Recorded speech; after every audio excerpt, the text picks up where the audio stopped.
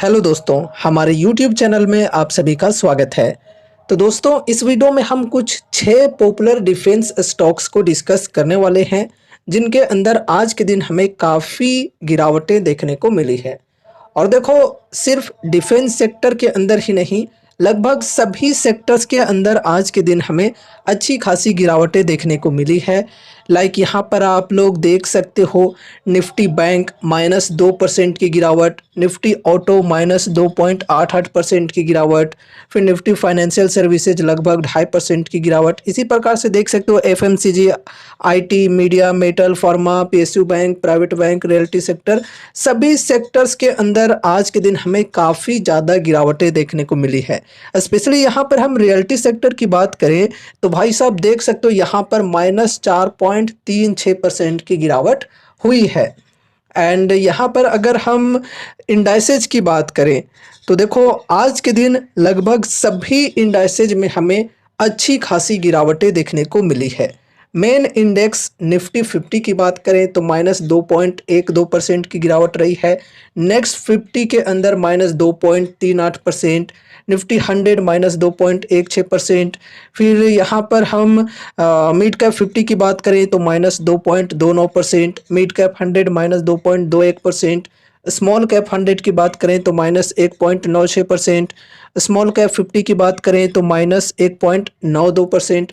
तो लगभग सभी इंडाइसेज के अंदर यहाँ पर हमें क्या देखने को मिल रहे हैं कि 2% के आसपास सभी के अंदर गिरावटें हमें देखने को मिली है। काफ़ी बड़ी गिरावट रही है आज के दिन ओवरऑल पूरे बाजार में ही। गिरावट के पीछे रीजंस काफ़ी सारे हैं। Like first of all, Israel और ईरान के बीच जो वॉर वाली सिचुएशन चल रही है, वो हो गई फर्स्ट रीजन। इसके अलावा देखो, अगर हम सेबी की बात करें तो सेबी की तरफ से एफएनओ को लेकर थोड़ी सी रूल्स को टाइट कर दी गई है, ये भी एक वजह है। फिर यहाँ पर अगर हम एफआईआईज की बात करें तो एफआईआईज के द्वारा लगातार सेलिंग हो रही है हमारे बाज़ार में, ये भी एक रीज़न है। क्रूड ऑयल के जो प्राइस हैं ये बढ़ गए हैं, ये वॉर वाली सिचुएशन के वजह से। तो ये सारी कुछ रीजंस हैं और इनके वजह से आज के दिन हमारे बाज़ार में काफ़ी ज़्यादा गिरावटें देखने को मिली है। ऐसा नहीं है कि सिर्फ डिफेंस स्टॉक्स के अंदर ही गिरावटें देखने को मिली है, लगभग सभी सेक्टर्स के अंदर आज के दिन अच्छी खासी गिरावटें हुई है। अब यहाँ पर हम कुछ पॉपुलर डिफेंस स्टॉक्स को डिस्कस करते हैं कि इसके अंदर कैसी गिरावट हुई है आज के दिन और कैसे अपॉर्चुनिटीज अवेलेबल हैं फिलहाल इन स्टॉक्स के अंदर। शुरुआत करते हैं एचएल से। तो दोस्तों, एचएल के अंदर आज के दिन हमें काफ़ी ज़्यादा गिरावटें देखने को मिली है, लगभग 3.5% की गिरावट हुई है स्टॉक में। एंड यहाँ पर अगर हम ओवरऑल डिस्काउंट की बात करें तो 52 वीक हाई के लेवल से करेंट प्राइस जो कि है 4267 के अप्रोक्स, यहाँ तक की बात करें तो लगभग 24 से 25% की डिस्काउंट यहाँ पर अवेलेबल है। ठीक है, एक साथ बल्क में यहाँ पर पैसे लगाने वाली अपॉर्चुनिटी अभी नहीं है। यहाँ पर अगर किन्हीं को स्टॉक पसंद आ रही है तो वो यहाँ पर एसआईपीज करके चल सकते हैं। ठीक है, एक साथ सारा का सारा पैसा लगाना नहीं है, बिल्कुल भी नहीं। ऐसे में रिस्क काफ़ी ज़्यादा हो सकती है।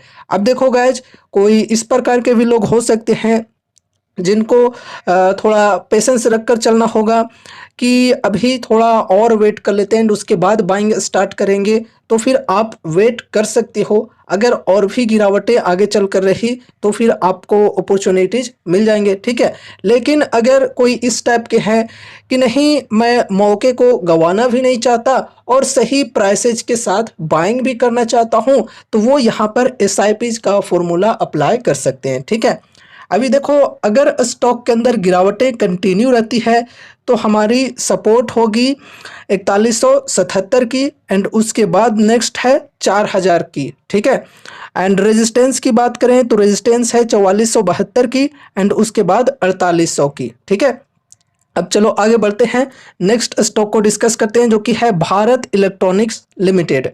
देखो गाइज, इस स्टॉक के अंदर आज के दिन हमें ब्रेकडाउन देखने को मिल गई है। ये जो ट्रेंड लाइन है, इस ट्रेंड लाइन की भी, और यहाँ पर ये जो सपोर्ट की लेवल है, इस सपोर्ट की भी ब्रेकडाउन मिल चुकी है स्टॉक में। और आज लगभग 2% की गिरावट हुई है स्टॉक में। अगर हम ओवरऑल डिस्काउंट की बात करें तो 52 वीक हाई के लेवल से करंट प्राइस जो कि 278 के अप्रोक्स है, यहाँ तक की बात करें तो लगभग 18 से 19% की डिस्काउंट अवेलेबल है फिलहाल। ठीक है, तो अगर कोई यहाँ पर फर्स्ट एसआईपी करके चलना चाहे तो छोटी सी अमाउंट के साथ एसआईपी की शुरुआत कर सकते हैं। लेकिन अगर थोड़ी सी वेट करके आप यहाँ पर सपोर्ट के लेवल पर बाइंग करना चाह रहे हो, जो 266 की सपोर्ट है, यहाँ पर अगर आप बाइंग करना चाह रहे हो तो वेट कर सकते हो। अगर नेक्स्ट डे गिरावटें कंटिन्यू रही स्टॉक में अच्छी खासी, तो फिर यहाँ पर ये नेक्स्ट सपोर्ट मिल जाएगी और इस सपोर्ट पर लगभग 21% की डिस्काउंट मिल जाएगी। ठीक है, तो उस हिसाब से भी अगर आप चलना चाहो तो चल सकते हो। बाकी स्टॉक के अंदर बढ़िया तेजी हम तभी एक्सपेक्ट करेंगे जब ये जो ट्रेल लाइन है इसको बढ़िया वॉल्यूम के साथ ब्रेकआउट मिले और बड़ी कैंडल के साथ ब्रेकआउट मिले। ब्रेकआउट मिलने के बाद प्राइस सस्टेन भी करना चाहिए। ठीक है, चलो आगे बढ़ते हैं। नेक्स्ट स्टॉक है मझगांव डॉक शिप बिल्डर्स। इस स्टॉक के अंदर आज के दिन लगभग 3% की गिरावट हुई है और देखो यहाँ पर एक सपोर्ट की लेवल थी। ठीक है, ये 4161 की, इस सपोर्ट के नीचे आज क्लोजिंग हुई है। लेकिन यहाँ पर देखो 4087 की जो लेवल है, स्टॉक फिलहाल 4076 पर है और 4087 की जो लेवल है ये यहाँ पर 100 ईएमए की लेवल है। ठीक है, तो ये एक स्ट्रॉन्ग सपोर्ट के तौर पे वर्क करेगी एंड यहाँ पर जो 4000 की लेवल है ये भी एक सपोर्ट की लेवल है। तो कुल मिलाकर यहाँ पर हम 4000 की लेवल को एक स्ट्रॉन्ग सपोर्ट के तौर पर मानकर चलेंगे। अगर ये लेवल ब्रेक होती है नीचे साइड में बढ़िया वॉल्यूम के साथ में और प्राइस नीचे सस्टेन करता है तो फिर स्टॉक के अंदर और भी बड़ी गिरावटें हम एक्सपेक्ट कर सकते हैं। ठीक है, अगर हम ओवरऑल अभी डिस्काउंट्स की बात करें तो लगभग 52 वीक हाई के लेवल से करंट प्राइस तक की बात करें तो यहाँ पर लगभग 30% की डिस्काउंट्स अवेलेबल है। चलो ठीक है, कंपनी बढ़िया है, वैल्यूएशन भी इस स्टॉक की ठीक है, साथ ही साथ एचएल की भी वैल्यूएशन काफ़ी अच्छी है अगर हम इनको इनके पीयर्स के साथ कंपेयर करके चले तो। ठीक है, अब चलो नेक्स्ट स्टॉक को डिस्कस करते हैं जो कि है कोचिन शिपयार्ड। दोस्तों कोचिन शिपयार्ड के अंदर आज के दिन लगभग 2% की गिरावट हुई है और देखो ये जो स्टॉक है ये अभी सपोर्ट के लेवल पर ट्रेड कर रही है एंड डिस्काउंट्स की यहाँ पर बात करें तो यहाँ पर काफ़ी ज़्यादा डिस्काउंट है। 52 वीक हाई के लेवल से करेंट प्राइस तक की बात करें तो लगभग यहाँ पर -43% की डिस्काउंट्स अवेलेबल है। अगर किन्हीं को ये स्टॉक पसंद आ रहा है तो वो यहाँ पर फर्स्ट एसआईपी करके चल सकते हैं, बल्क में बाइंग के लिए बिल्कुल भी नहीं। फिर अगर गिरावटें कंटिन्यू रहती है तो हर 5 से 10% की डिप पर ऐड ऑन करके भी चल सकते हैं अगर आपको कंपनी पसंद है और विजन है लॉन्ग टर्म का। तो एक चीज़ और दोस्तों कि देखो इन सभी स्टॉक्स के अंदर आपको ये एक चीज़ ध्यान रखनी है बहुत ही ज़्यादा कि ऐसा ना हो कि अगर आपको किसी भी कंपनी के ऊपर पूरा भरोसा है, पूरा ट्रस्ट है, तो आपने अपने पोर्टफोलियो का एक बहुत ही बड़ा वेटेज इन स्टॉक्स के अंदर दे दिया। ऐसे में रिस्क काफ़ी ज़्यादा बढ़ सकती है, इसलिए सोच समझकर लिमिटेड वेटेज के साथ ही चलना चाहिए।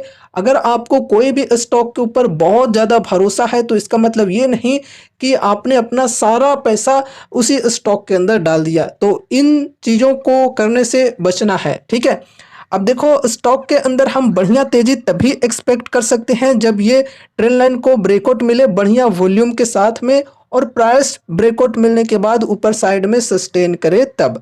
अब देखो यहाँ पर हम सपोर्ट की बात करें तो फर्स्ट ऑफ ऑल देखो ये जो ट्रेंड लाइन है एंड ये जो सपोर्ट की लेवल है 1637 की, यहाँ पर फिलहाल स्टॉक ट्रेड कर रही है। ये सपोर्ट की लेवल्स अगर टूटते हैं तो फिर नेक्स्ट सपोर्ट होगी यहाँ पर ये 1372 की। ठीक है, अब चलो आगे बढ़ते हैं, नेक्स्ट स्टॉक को डिस्कस करते हैं जो कि है जीआरएसी। इस स्टॉक के अंदर भी लगभग 3% की गिरावट हुई है आज के दिन एंड अभी देखो ये सपोर्ट के आसपास ही है, 1667 की सपोर्ट है और स्टॉक की आज क्लोजिंग हुई है 1658 के प्राइस पर। ठीक है, अगर यहाँ पर हम डिस्काउंट्स की बात करें तो 52 वीक हाई के लेवल से लगभग यहाँ पर 41% की डिस्काउंट्स अवेलेबल है। ठीक है, अगर किन्हीं को ये कंपनी पसंद है और विजन है लॉन्ग टर्म का तो वो यहाँ पर फर्स्ट एसआईपी करके चल सकते हैं। ठीक है, फिर गिरावटें अगर कंटिन्यू रहती है तो हर 5 से 10% की डिप पर ऐड ऑन करके भी चल सकते हैं, लेकिन हाँ लिमिटेड वेटेज के साथ ही चलना है, बहुत ही ज़्यादा वेटेज नहीं दे देना है। एंड फिर देखो अगर गिरावटें कंटिन्यू रहती है तो नेक्स्ट सपोर्ट होगी हमारी ये 1529 की। रेजिस्टेंस की बात करें तो रेजिस्टेंस है यहाँ पर ये 1750 की, फिर 1963 की। आगे बढ़ते हैं, नेक्स्ट स्टॉक को डिस्कस करते हैं जो कि है भारत डायनेमिक्स लिमिटेड यानी कि BDL। दोस्तों इस स्टॉक की बात करें तो यार आज इस स्टॉक के अंदर काफ़ी कम गिरावटें हुई है। जो भी अभी हम 6 डिफेंस स्टॉक्स को डिस्कस कर रहे हैं उन सभी में से सबसे कम गिरावट इसी स्टॉक के अंदर हमें देखने को मिली है आज के दिन, ठीक है, -0.38% की। अगर हम यहाँ पर डिस्काउंट्स की बात करें तो 52 एक हाई के लेवल से करेंट प्राइस जो कि है 1122 के अप्रोक्स यहाँ तक की बात करें तो लगभग -37% की डिस्काउंट अवेलेबल है। तो अगर किन्हीं को ये कंपनी पसंद आ रही है तो वो यहाँ पर फर्स्ट SIP करके चल सकते हैं, ठीक है।